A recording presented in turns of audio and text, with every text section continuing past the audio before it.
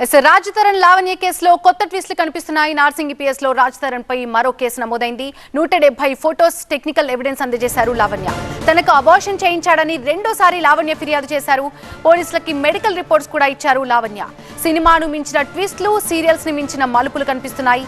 ఇప్పటికే లావణ్య, మాల్వి పరస్పర ఫిర్యాదులు చేసుకున్నారు.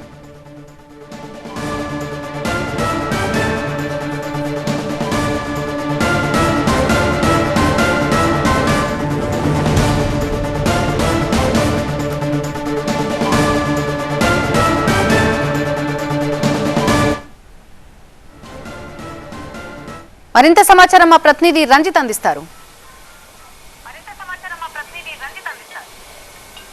రైట్, ప్రస్తుతం మనతో లావణ్య ఉంది. లావణ్యతో మాట్లాడదాం. మీరు మొదట ఇచ్చిన కంప్లైంట్ కాకుండా రెండోసారి కంప్లైంట్ ఇచ్చారు, ఆధారాలతో ఇచ్చారు. ఎలాంటి ఆధారాలను మీరు నార్సింగి పోలీసులకు ఇచ్చారు? నేను మళ్ళీ మీకు అదే చెప్తున్నానండి. ఫస్ట్ టైం రాజ్ని కంప్లైంట్ ఇవ్వాలనుకోలేదు, లేదా రాజ్నిలా తప్పుడుగా చూపించాలని కూడా కాదు. నాకు థ్రెట్ జరిగింది, నాకు వార్నింగ్స్ రావడం జరిగింది. అది మాల్వి నుంచి, వాళ్ళ తమ్ముడు మీద నుంచి. ఫస్ట్ అదే రాసిచ్చాము. ఇంకా దానికి ఎవిడెన్సెస్ అని వచ్చేలోపే మీడియా అంతా ఫాస్ట్గా అయింది. సో 2-3 డేస్ టైం పట్టింది కదా. సో దాన్ని మళ్ళీ మంచిగా రాసి నీట్గా ఇవ్వడం జరిగింది విత్ ఎవిడెన్సెస్. మీరు పెళ్లి చేసుకున్నారని గతంలో మొదట కంప్లైంట్ ఇచ్చారు.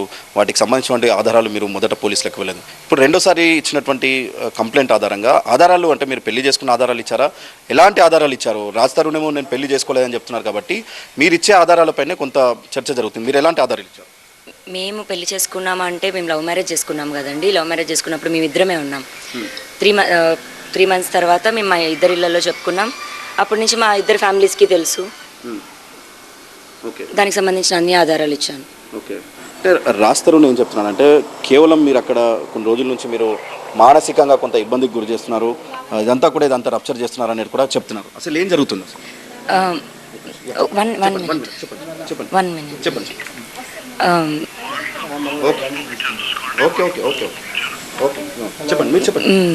చెప్తున్నారు మీరంతా కూడా ఇదంతా కావాలని మానసికంగా ఇబ్బందులకు గురి చేస్తున్నారు, విల్లా ఖాళీ చేసి మన వెళ్ళమందుకు మీరు అదంతా రప్చర్ చేస్తున్నారు అనేది కూడా రాస్తారు. లేదు, ఇప్పుడు ఒకరికొకరు ఎవిడెన్స్లు క్రియేట్ చేసుకోవడానికో లేదా ఒకరికొకరు ఆడియోలు రిలీజ్ చేసుకోవాలనుకుంటే చాలా ఉన్నాయి. ఇప్పుడు బయటకు వచ్చిన ఈ ఆడియో ఏవైతే ఉన్నాయో అందరి ఇళ్లలో నార్మల్గా జరిగే గొడవలు మాత్రమే. అలాగే మేము సెప్టెంబర్లో జరిగిన ఒక ఆడియో రికార్డింగ్, అది పోనీ కాల్ రికార్డింగ్ కూడా కాదు.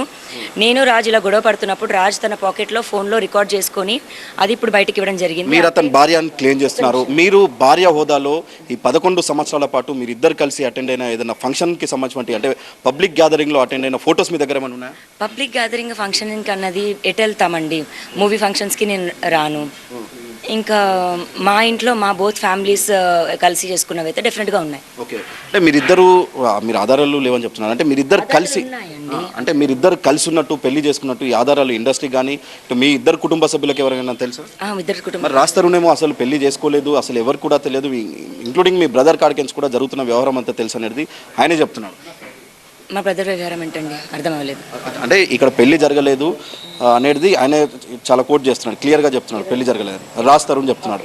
సో మీ దగ్గర ఆధారాలు ఏమున్నాయి? మీ కుటుంబ సభ్యులకు మీరు ఏం ఆధారాలు ఇచ్చారు? నా దగ్గర ఆధారాలు అంటే మళ్ళీ చెప్పాను, మీరు మళ్ళీ రిటర్న్ అదే క్వశ్చన్ అడుగుతున్నారు నన్ను. ఓకే, అంటే ఒక చర్చ జరుగుతుంది, మీరు కొంతమంది పెద్దల సమక్షంలో కూడా గతంలో కాంప్రమైజ్ అయ్యారన్నటువంటి విషయం కూడా ఇందులో ఎంతవరకు వస్తుంది? ఇవండి సెప్టెంబర్ నుంచి జరుగుతున్నాయి. సెప్టెంబర్ నుంచి అతను వదిలించుకోవాలనే ప్లాన్ చేస్తున్నాడు. ఆ రికార్డింగ్ మీరు ఏదైతే విన్నారో కూడా నన్ను రెచ్చగొట్టి విడగొట్టుకోవాలనుకున్న ప్రాసెస్లో తీసిన ఆడియో రికార్డింగ్ మాత్రమే. అండ్ నాకు దెబ్బ తగిలింది తలకి. ఇక్కడ మొత్తం నా డ్రెస్ అంతా తడిచిపోయి ఉన్న పక్షంలో నేను నా ఫ్రెండ్స్కి ఫోన్ చేసి హెల్ప్కి రమ్మంటున్నాను, నాకు ఇప్పుడు అవసరం ఉంది, మీరు రండి ఇక్కడికి అని అడుగుతున్నాను. నేను ఆ ఫొటోస్ కూడా మీకు రాజ్ తరుణ్ కావాలా? రాజ్ తరుణ్ ఆస్తి కావాలా? రాజ్ తరుణ్ కావాలి. ఆస్తి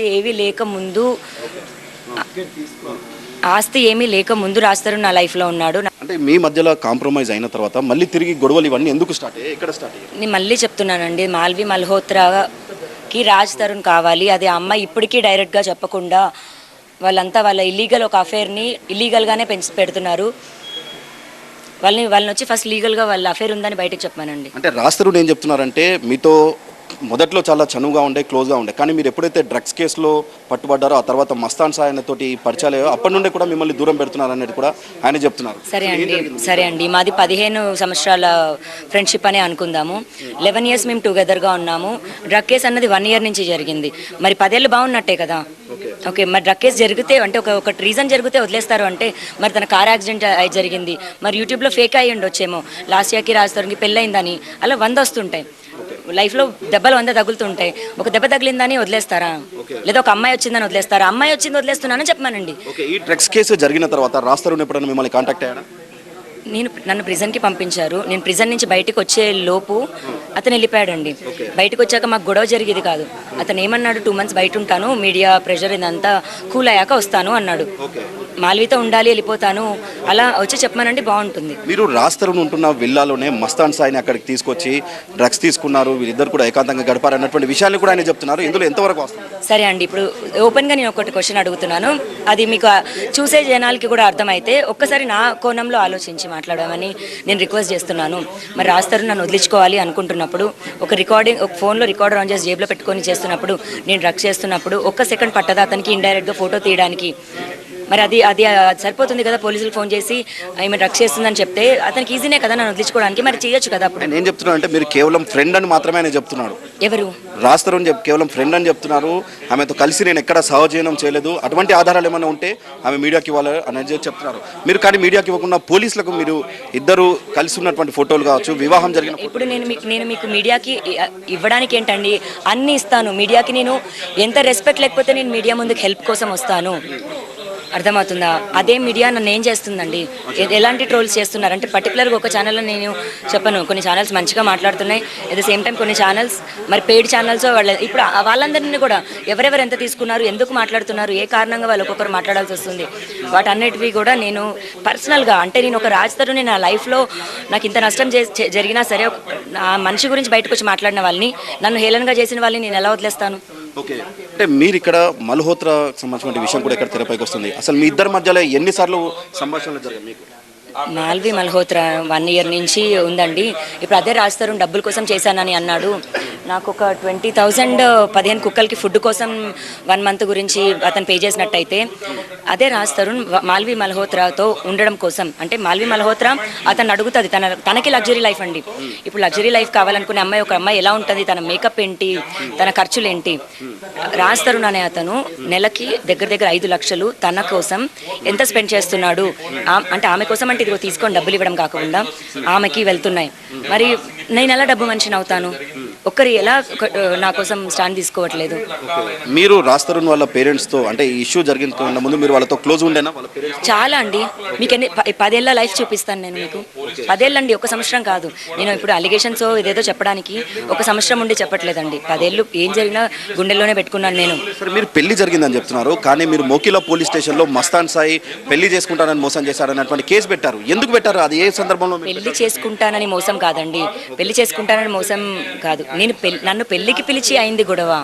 నేను పెళ్లికి వెళ్ళాను గుంటూరుకి, పెళ్లి చేసుకుంటానని మోసం కాదు. అంటే మస్తాన్ సాయితో మీరు గతంలో గొడవ పడ్డారు, అదే మస్తాన్ సాయితో కలిసి మీరు ఇప్పుడు ఉంటున్నారు అనేది కూడా ఆయన చెప్తున్నారు. అసలు ఏం జరుగుతుంది, ఎంతవరకు వస్తుంది? డెఫినెట్గా అతను చెప్తున్నాడు, మస్తాన్ సాయితో నేను కలిసి ఉండట్లేదు. సెప్టెంబర్, అక్టోబర్ కూడా నేను అబ్బాయితో మాట్లాడట్లేదు. జనవరి నేను యుఎస్ వెళ్ళాను. యుఎస్ నుంచి వస్తుంటే నాకు ఇన్సిడెంట్ జరిగింది. మస్తాన్ సాయి పైన మీరు ఎందుకు కేసు పెట్టాల్సి వచ్చింది? అంటే ఏమని కేసు పెట్టారు? ఒక్క నిమిషం అండి. మస్తాన్ సాయి పైన కేసు ఏ సందర్భంలో పెట్టారు, ఎందుకు పెట్టారు? అందులో రాజతరుణ్కి సంబంధించిన ప్రమేయం ఏంటి? రాజతరుణ్కి ఎటువంటి ప్రమేయం లేదు. మాకు ఇష్యూస్ జరిగాయి, కేసు పెట్టాను. కేసు పెట్టాక I don't want to go legally. మేము కాంప్రమైజ్ అవుతాం అనుకున్నాము, ఎందుకంటే దానికి రిలేటెడ్గా వరలక్ష్మి టిఫిన్ కేసు జరిగింది కాబట్టి మేము కాష్ చేసుకోవాలి. ఇప్పుడు నా డ్రగ్స్ కేసులో నాకు తప్పు లేనప్పుడు ఎలా తెలుస్తుంది? మేము కాష్ చేసుకొని తిరిగి ఫైట్ చేయాలి. అందులో అతని పేరు A9 ఉంది, నేను A11 ఉన్నాను.